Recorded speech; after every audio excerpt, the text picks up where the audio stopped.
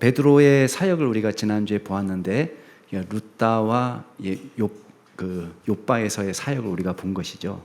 근데 이제 이 사역의 공통점은 뭐냐면 베드로가 막 간절히 내가 여기서 일하고 싶습니다. 막 이렇게 해가지고 내가 이런 기적을 행하고 싶습니다. 이렇게 막 간절히 기도해서 시작된 사역이 아니에요.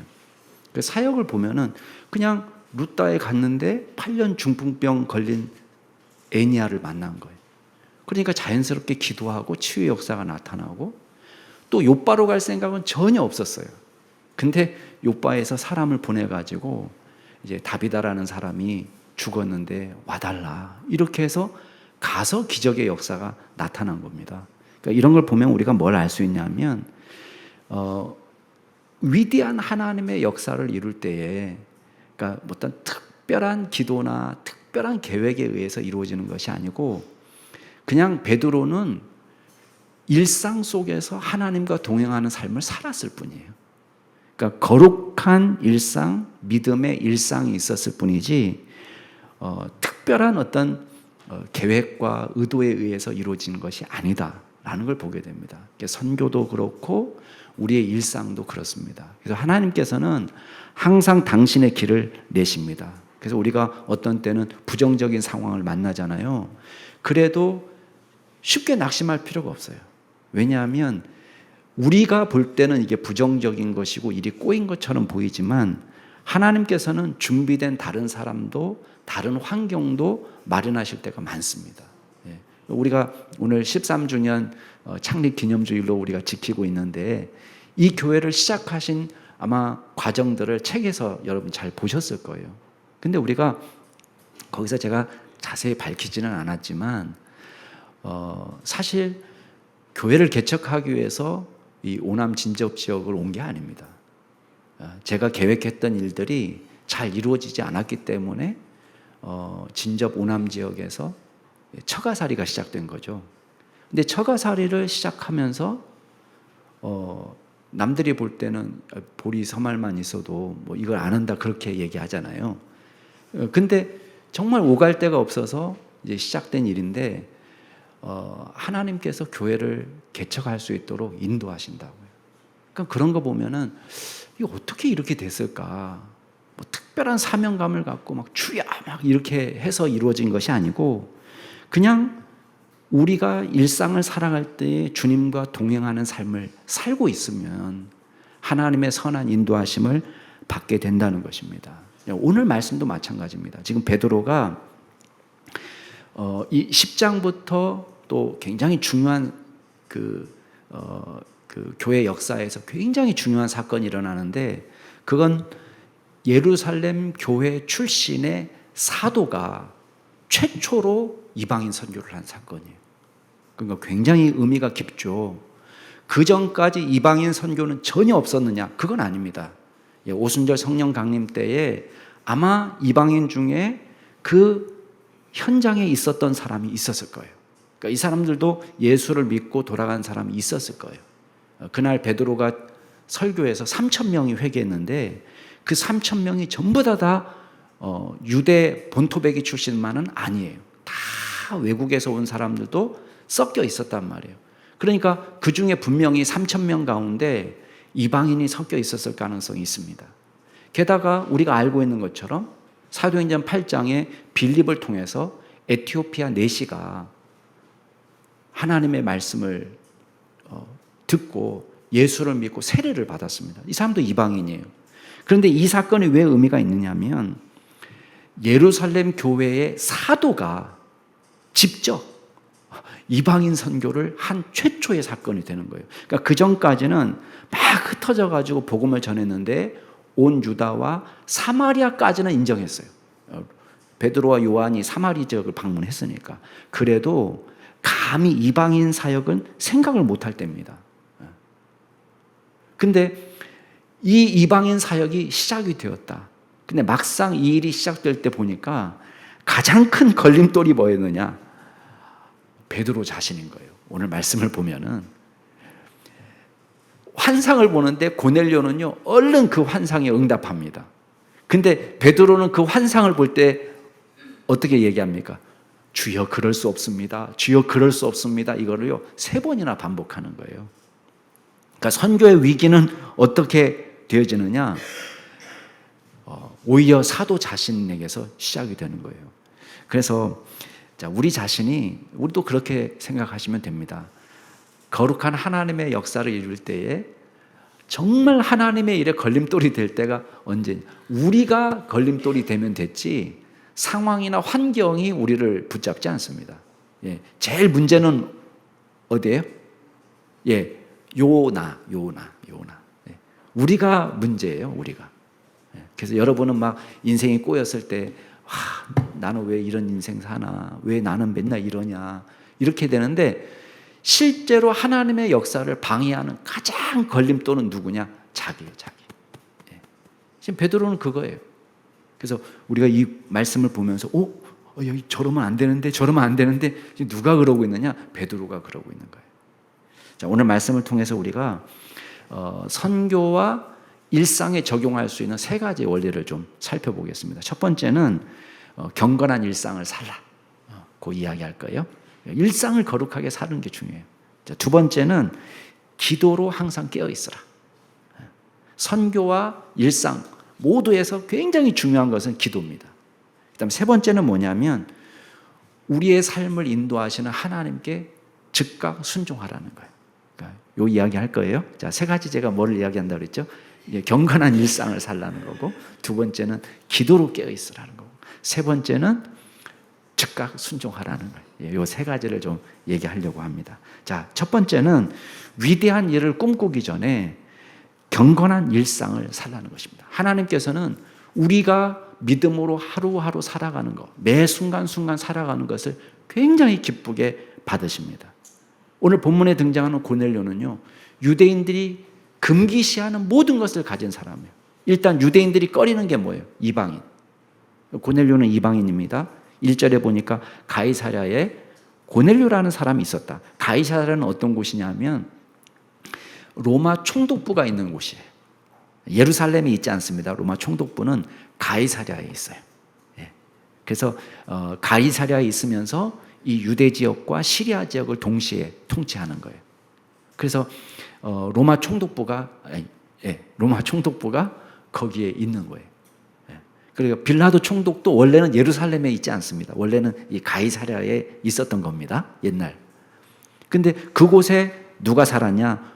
고넬료가 살았는데 이 사람은 이탈리아 부대의 군대 백부장이에요.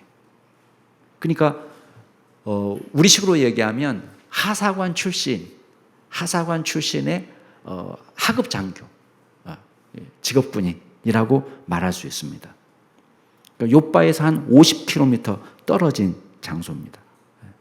근데 그곳에 이 사람은 이방인이면서 동시에 로마 군인이었다는 것은 유대인들이 볼 때는 우리를 지배하는 군인이에요. 좋은 감정이 있을까요? 예. 우리나라 조선 총독부의 일본 순사를 좋아하나요? 안 좋아하는 거랑 똑같아요. 그러니까 유대인들이 금기시하는 모든 걸 가진 사람인데 이 사람 특별한 사람이에요. 자, 2절 말씀 같이 한번 읽어보겠습니다. 시작. 그가 경건하여 온 지방과 더불어 하나님을 경외하며 백성을 많이 구제하고 하나님께 항상 기도하더니, 이 사람을 경건한 사람이라고 이야기해요. 그리고 온 지방과 더불어서 하나님을 경외하는 사람이다. 자, 이방인인데 이런 사람들이 있었어요. 유대인들이 읽는 성경을 좋아하고 유대인들이 믿는 하나님께 관심을 갖고, 그리고 심지어는 회당에 출석하고 예배도 하고, 아직 할례를 받지 않았기 때문에 완전히 유대교로 개종하려면 할례를 받아야 되는데 아직 할례를 받지 않아서 유대인으로 정식 인정받지 못하는 이런 사람을 우리가 뭐라고 얘기하냐면은 신경외자, 하나님을 경외하는 사람이라고 보통 성경에 나와 있는 거예요. 그러니까 이방인이면서 하나님을 경외하는 사람. 근데 이 사람이 얼마나 신앙의 모범을 보였냐면 온 집안이 더불어서 하나님을 경외했다고 그랬습니다. 온 집안이라는 것은요, 자기 또 부인 또 자식들 뿐만 아니라 그 집에서 일하는 모든 하인들까지 신앙의 영향력을 끼친 거예요.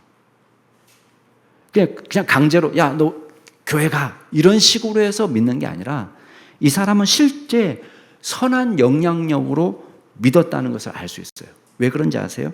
7절 말씀에 보면은 거기에 고넬료가 심부름 부를 때 자기 명령을 받은 하인 2사람을 보냅니다.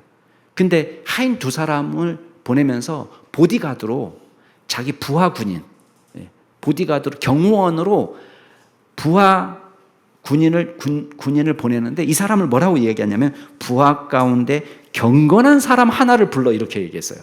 자, 이 경건한 사람은 누구한테 전도받았을 것 같아요? 고넬료한테 전도받은 거예요. 여러분, 제일 전도하기 어려운 사람이 누구예요? 자기 가족 전도하기가 제일 어려워요. 그리고 제일 전도하기 어려운 사람 누구예요? 자기 밑에 사람 전도하기가 어려워요. 왜? 이제는 그게 억지로가 안 된 신앙이라는 것은 우리나라의 사회학자들이 세대를 분류합니다. 그러니까 베이비 부모 세대가 있죠. 베이비 부모 세대는 아기 많이 낳은 세대. 1950년부터 1969년생 사이를 베이비 부모 세대라고 이야기합니다. 잠깐만 베이비 부모 세대 잠깐 이렇게 했다가 내려보세요. 엄청 많아요. 우리끼리 엄청 많아요. 그 다음에 1970년생부터 1979년생까지가 X세대예요. X세대 잠깐 손 들어보세요. 얼른. X세대는 만만치 않아요. 약간 날라리 풍이 들기 시작한 그 세대. 그 다음에 M세대가 있어요. M세대. 그게 1980년생부터 1994년생까지. M세대 한번 들어보세요. 별로 없어요. 많지 않아요. 자, 그 다음에 Z세대. 1995년생부터 2004년생까지 한번 들어보세요. 거기 한 명밖에 없어요. 3부 예배 때 보통 오니까. 근데 재미있는 건 뭐냐면 베이비 부모 세대가요, 우리나라의 경제를 발전시키고 그리고 기독교 부흥을 이끈 세대예요. 예수쟁이들이 제일 많이 있는 세대예요. 근데 이 MZ 세대를 에코 세대라고도 불러요. 에코 세대라는 것은 뭐냐면 생태 이런 차원에서 이콜로지 그런 뜻이 아니라 에코 세대는 메아리 세대. 야, 호. 베이비 부모 세대가 많잖아요. 그러니까 이 베이비 부모 세대가 아기를 낳아서 또 다른 약간 왁작지껄한 세대를 이룬 세대가 에코 세대, MZ 세대인 거예요. 근데 재미있는 거는 베이비 부모 세대가 예수를 제일 잘 믿는데 예수를 제일 안 믿는 세대가 또 MZ 세대예요. 왜 이런 일이 벌어졌을까요? 부모의 신앙을 자식들한테 전수하는 게 이게 만만한 게 아니에요. 옛날에 베이비 부모 세대들은요, 부모하고 크게 관계가 나빠도 상관없었어요. 예수 믿는데. 왜 하지 말라면 더 하잖아요. 막 회초리 맞고 교회 가지 말라고 그러고 막 성경책 찢어버리고 막 아궁이에 집어던지고 막 그래도 매 맞으면서 막 맨발로 도망다니고 그러면서 예수 믿은 세대가 베이비 부모 세대예요. 근데 이 에코 세대는요, 베이비 부모 세대가 막 열심히 공부해야 된다고 막 학원도 보내고 하고 모든 게 강압적이에요. 성공을 위해서 경쟁. 근데 예수 믿는 거는 이게 안 되는 거예요. 강압으로. 이제까지 다 엄마 말씀 듣고 아빠 말씀 들었다는 거예요. 그러니까 지금 반감이 한창 있을 때에 막 신앙도 막 이렇게 하니까요, 튕겨져 나가는 거예요. 그러니까 신앙이라는 게 참 이게 어려워요. 근데 고넬료가요, 밑에 사람한테 좋은 신앙의 본을 보였다는 것은요, 우리가 깊이 생각해 봐야 돼요. 엄마 아빠 같으면 나 예수 안 믿을 거야. 근데 고넬료는 그런 신앙을 보인 게 아니에요. 굉장히 실천적인 신앙을 보여줍니다. 여러분, 자, 2절 말씀 한번 뒷부분에 보면 백성을 많이 구제하고 하나님께 항상 기도했다 그랬습니다. 유대인의 3대 경건이 구제, 기도, 금식이거든요. 근데 지금 구제, 기도가 다 나왔어요. 그러니까 유대인의 경건한 삶을 실천하는 사람이고, 실제 이 사람의 신앙이 진실하다는 것을 누가 인정했냐면 나중에 22절, 다음 주에 말씀을 보겠지만 22절에 보면 이 하인들이 가서 베드로에게 증언하는 거예요. 이 사람은 의인이고 하나님을 경외하는 사람이고 유다 온 족속이 칭찬한다. 여러분, 피지배 국민한테 칭찬받는 게 그게 쉬운가요? 조선 사람이 일본 순사를 칭찬하는 게 쉬운 일이냐고요. 그 삶을 살았던 겁니다. 게다가 이 고넬료의 신앙은 하나님도 인정했어요. 4절 한번 같이 한번 읽어보세요. 4절 시작. 고넬료가 주목하여 보고 두려워 이르되 주여 무슨 일이니까? 천사가 이르되 내 기도와 구제가 하나님 앞에 상달되어 기억하신 바가 되었으니, 천사가 와서 지금 고넬료한테 말해줄 때, 야, 너의 기도와 구제가 하나님 앞에 상달되었다 그랬어요. 자, 상달이라는 말은요, 옛날 구약 시대에 하나님 앞에 제사 드리고 번제 드리고 향을 피울 때 이걸 하나님 앞에 올라가는 이 연기를 하나님께서 기쁘게 받으셨다 할 때 쓰는 표현이에요. 근데 그 표현을 지금 고넬료한테 쓰는 거예요. 제사. 구약 시대에 유대인들이 제사 드릴 때 썼던 표현을, 하나님이 기쁘게 받으셨다는 그 표현을 지금 이방인이 제사는 안 드렸어요. 그냥 구제와 기도만 했을 뿐인데 그걸 하나님이 기쁘게 받았다. 그러니까 이 신앙의 진정성을 누가 인정했다는 거예요? 하나님이 인정했다는 거예요. 그런 신앙을 가진 사람이에요.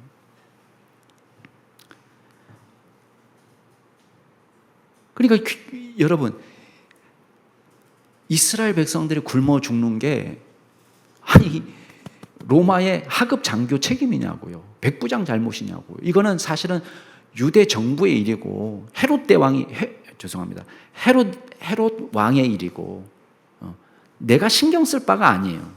어쩌고 보면은. 근데 이 사람은 유대인들이 어렵게 사는 것을 보면서 구제하는 삶을 살았던 거예요. 여러분, 이 사람 떼부자입니까? 아니에요. 하사관, 그러니까 높은 고위직이 아니란 말이에요. 하급장교예요, 하급장교. 그러면 벌면 얼마나 벌겠어요. 근데 그 작은 것으로 다른 사람을 돕는 일을 하는 것입니다. 저희 교회도 그렇습니다. 교회가 작고 연약하다 이렇게 생각할 수 있지만 우리가 늘 관심 기울이는 것은 우리 존재 자체가 목적은 아니에요. 생존이 우리 목적은 아니에요. 우리가 그냥 여기에 존재하는 것이 우리의 목표라면은 크게 의미가 없습니다. 그러나 이 교회는 우리가 힘이 많든지 작든지 우리 힘에 맞게 하나님께서 맡겨주신 사명을 감당하는 것입니다.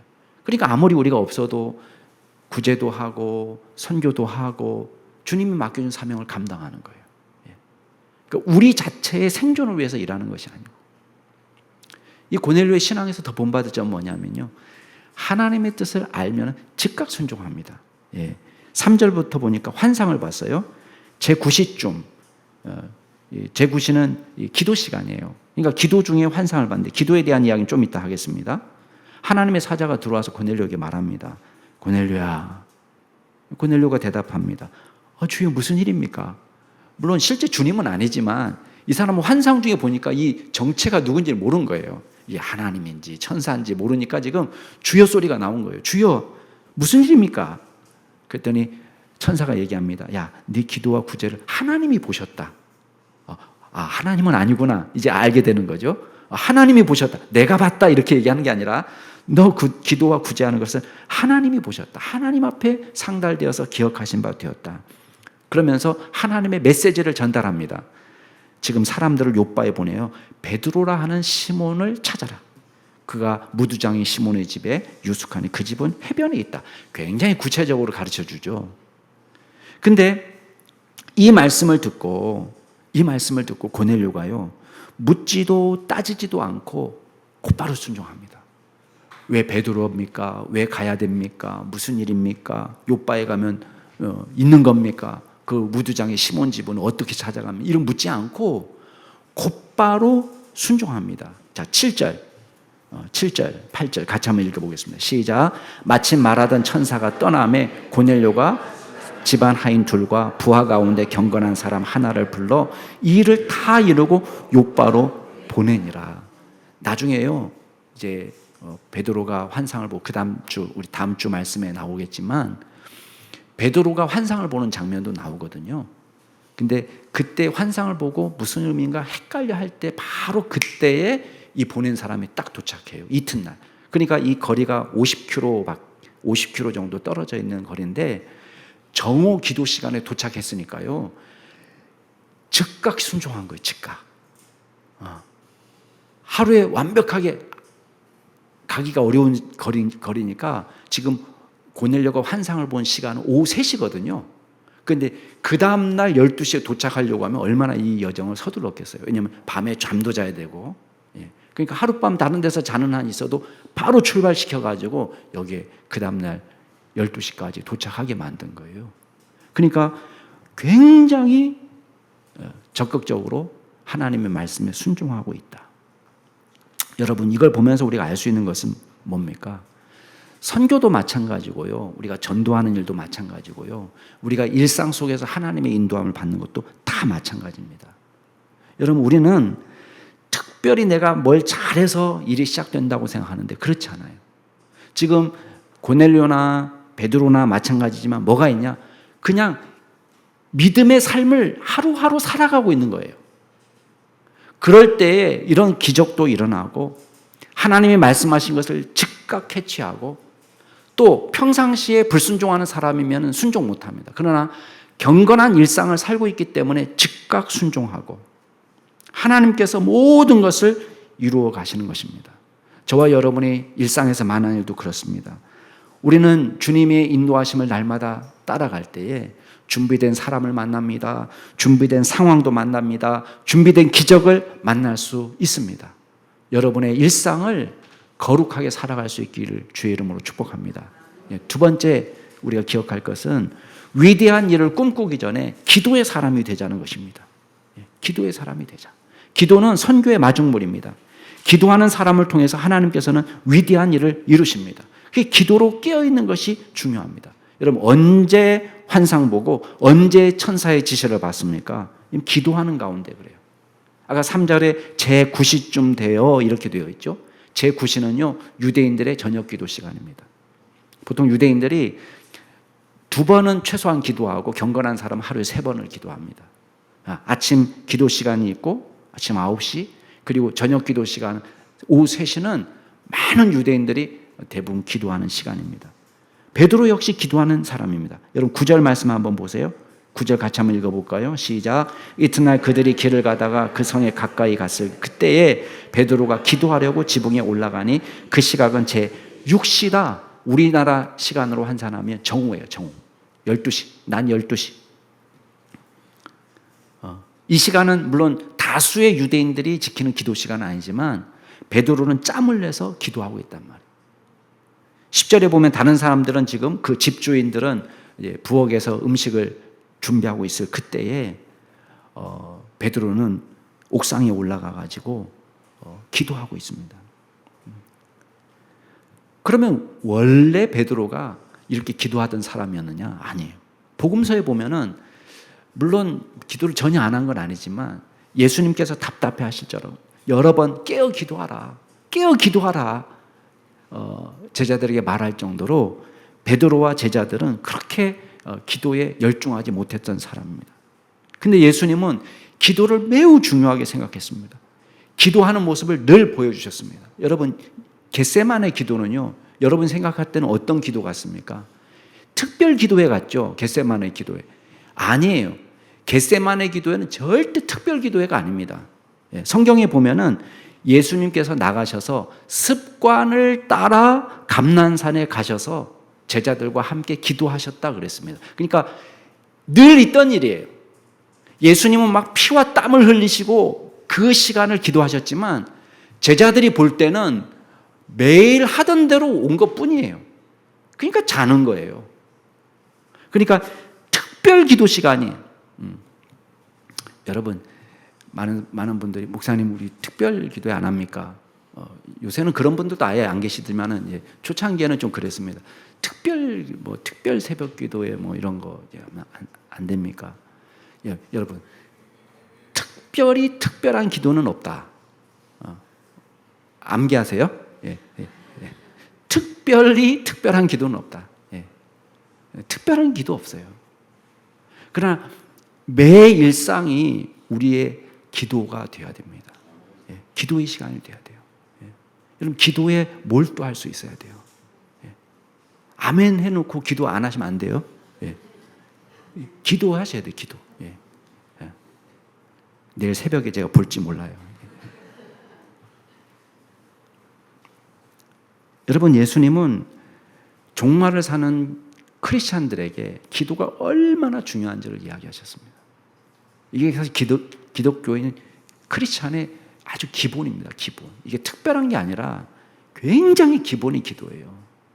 기도하지 않고 능력 있는 그리스도인의 삶을 산다? 불가능합니다. 절대 불가능합니다. 이런 일은 일어날 수가 없습니다. 그건 기적이에요. 만약에 기도하지 않는데 그 사람을 통해서 뭔가 대단한 일이 일어났다면 그건 정말 특별한 기적입니다. 기도하는 사람을 통해서 하나님의 역사가 일어납니다.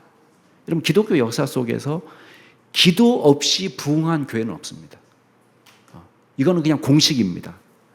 기도 없이 부흥한 교회는 없습니다. 기도할 때에 부흥의 역사가 일어납니다. 여러분 많은 사람들이 걱정은 합니다. 왜 교회가 이렇게 됐지? 막 이렇게 걱정은 하지만 잘 보세요. 기도 별로 안 합니다. 그러나 어느 시대나 기도하는 교회는요 부흥합니다. 제가 예전에 우리 사역자 컨퍼런스 시간에 이야기했지만은 미국이라고 모든 교회가 다 쇠퇴하느냐? 그렇지 않습니다. 어떤 교단은 쇠퇴하고 어떤 교단은 똑같은 시간인데 똑같은 장소인데 어떤 교단은 막 성장합니다. 무슨 차이일까요? 신학의 차이고 기도의 차이입니다. 왜 똑같은 장소인데 어떤 교회는 부흥하고 어떤 교회는 쇠퇴할까요? 다른 거 없습니다. 왜 똑같은 사람, 똑같은 장소고 똑같은 시간대인데 어떤 사람은 충만하고 어떤 사람은 그냥 쏘쏘 그저 그런 크리스찬으로 살아갈까요? 다른 거 없습니다. 우리는 똑같이 엘리야나 우리나 성정이 똑같아요. 그러나 엘리야를 엘리야 되게 한 것은 기도에 있습니다. 기도. 엘리야가 기도하고 엘리야가 주님 앞에 무릎 꿇었을 뿐인데 하나님께서는 위대한 역사를 이루시는 것입니다. 기도하는 사람은 자연스럽게 하나님의 인도하심을 받습니다. 다윗은 기도하는 사람입니다. 다윗을 특별하게 만든 것은 기도입니다. 여러분 시편의 그 수많은 다윗의 시는 다 기도입니다. 다 기도예요. 다윗의 일생을 정리할 한마디로 요약하면은 기도의 사람, 예배의 사람이에요. 그래서 항상 묻습니다. 여러분 도망 다니는데 블레셋 사람들이 그일라 사람을 쳤습니다. 여러분 다윗의 신분은 아무것도 아니에요. 아무것도 아니에요. 그냥 일개 소시민이에요. 옛날에는 뭐 백부장, 천부장 뭐 이렇게 했지만 지금은 사울의 눈을 피해서 도망 다니는 범죄자예요. 사울의 눈으로 볼 때는. 근데 여러분 그일라 사람이 침공받았다는데 왜 그걸 다윗이 고민해야 됩니까? 그건 누구의 일이에요? 왕의 일이죠. 왕. 근데 다윗은 기도합니다. 여호와께 여쭙습니다. 제가 어떻게 해야 됩니까? 이 블레셋 사람을 쳐야 됩니까?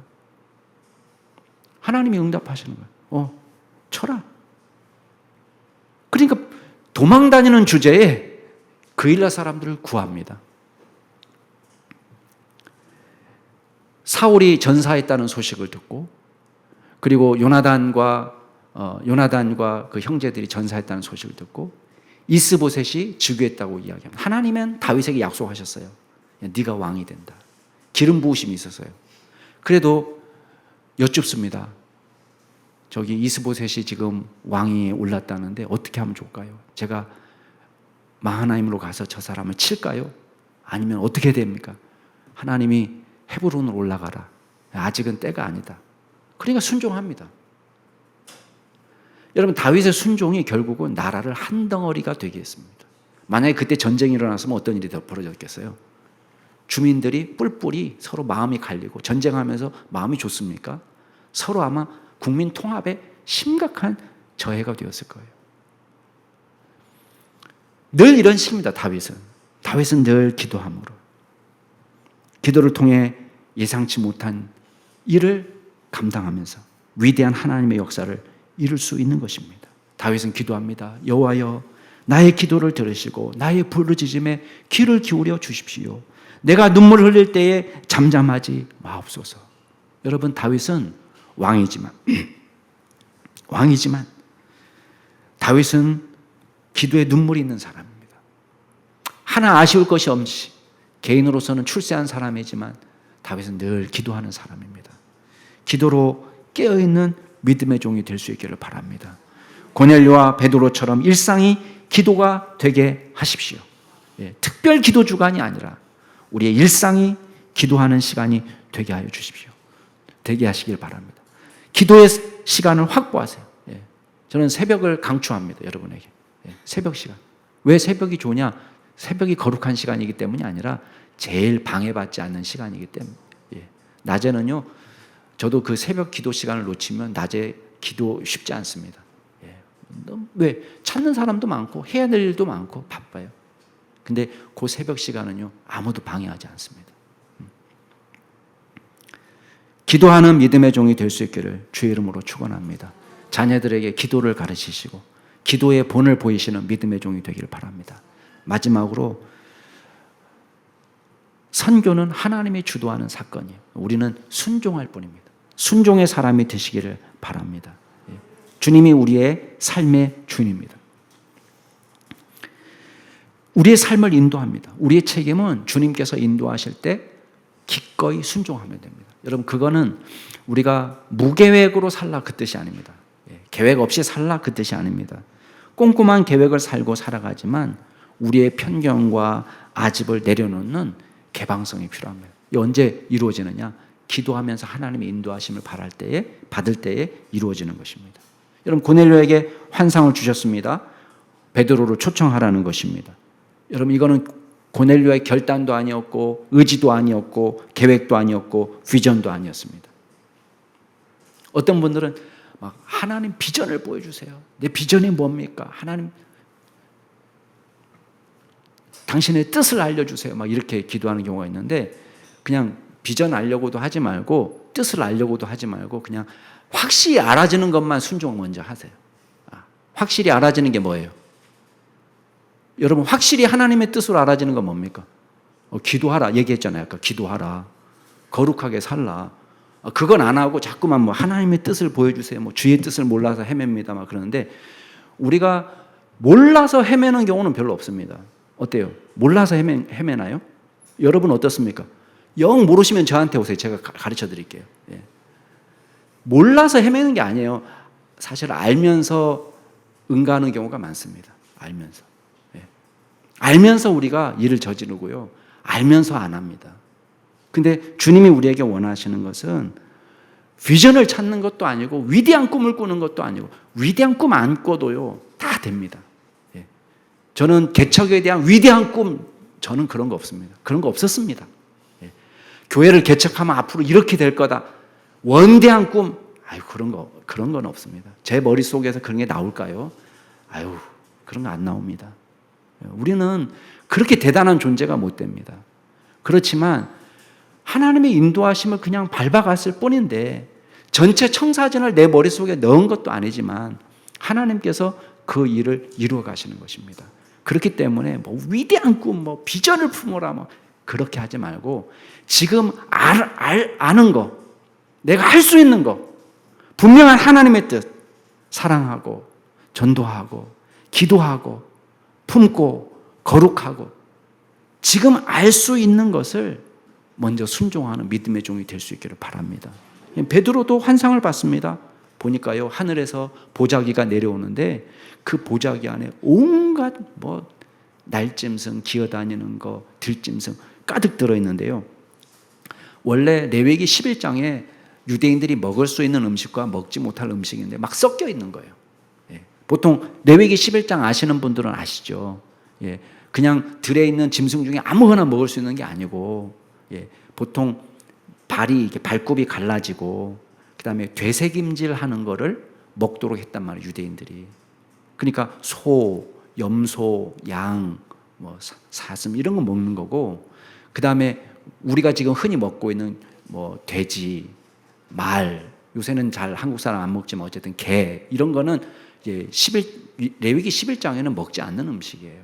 그러니까 새들도 보통 곡류를 먹는 거 있죠. 뭐 참새나 비둘기나 이런 건 우리가 먹을 수 있지만 보통 이게 시체 이런 거, 또 맹금류, 막 독수리, 까마귀, 뭐 올빼미 이런 거는 먹지 않는 음식으로 들어간다고요. 곤충 중에서도 이제 팔딱팔딱 뛰면서 또 날아다니는 건 먹을 수 있어요. 대표적으로 어떤 거 먹으라는 거예요?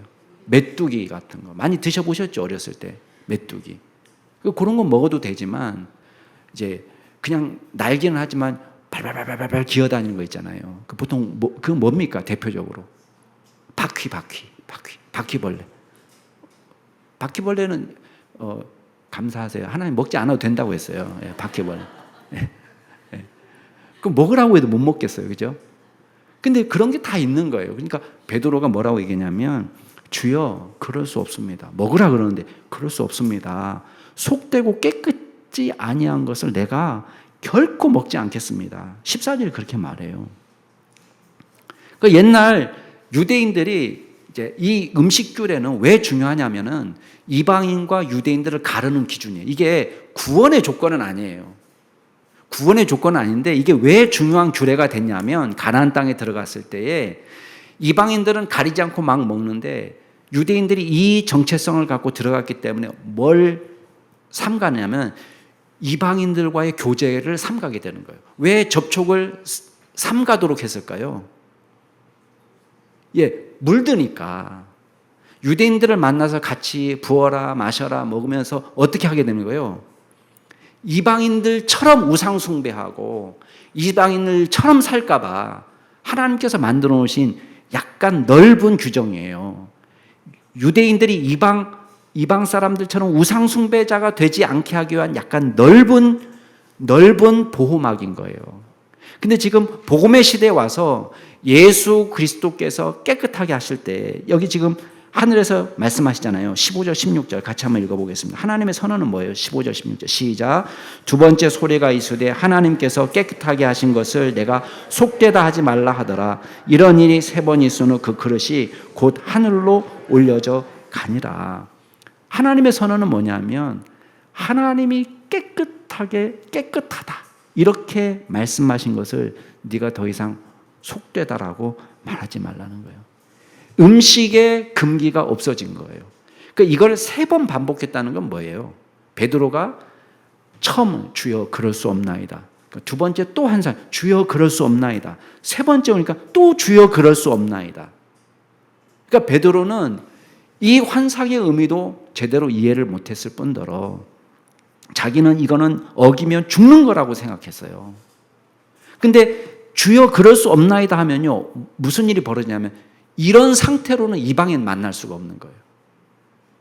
이방인들은 유대인들이 왔다고 해서 뭐 돼지를 안 먹는, 돼지 다 만들어서 먹고 다 이러고 있는데 이걸 고집해가지고는 이방인을 만날 수가 없는 거예요.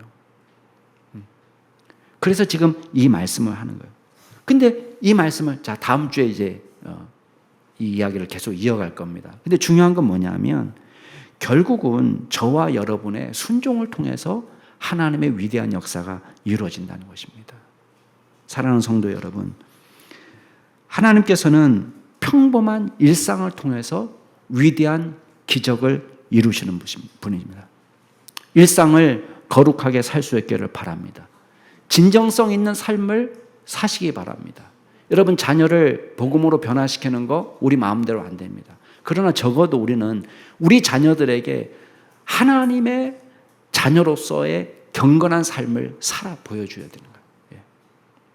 자녀들을 바꿀 수는 없지만 내가 주님 안에서 얼마나 행복한지를 우리가 보여줄 수 있어야 돼요. 이건 쇼가 아니라 우리의 삶 속에서. 근데 맨날 교회 갔다 오면 너무 힘들고 지치고 막 이렇게 하면은 자녀들이 볼 때 야, 나도 예수 믿고 싶다 이렇게 생각이 될까요? 아니, 교회 갔다 와서 저렇게 오만 인상 다 쓰고 막 힘들어하고 막 너무 괴로워하는데 막 내가 안 해. 난 안 해. 이러고 있는데 자녀들이 와, 이제 감동이다. 나 진짜. 나도 성령 충만하고 싶다. 나도 교회 가고 싶다. 이럴까요? 아니에요. 근데 자녀들에게 물려줄 수 있는 가장 큰 복은 뭐냐면 내가 예수 안에서 너무 행복하고 기쁜 삶을 살아내는 거예요. 예. 그게 야, 나도 아빠처럼 살고 싶다. 나도 엄마처럼 살고 싶다. 야, 도대체 예수 믿는 게 뭔데 저렇게 기쁘고 즐거울까? 자녀가 세상에서 스트레스 받아서 들어오면은 우리가 이 아이들에게 복음을 통해서 위로가 돼야 돼요. 야, 걱정하지 마라. 어?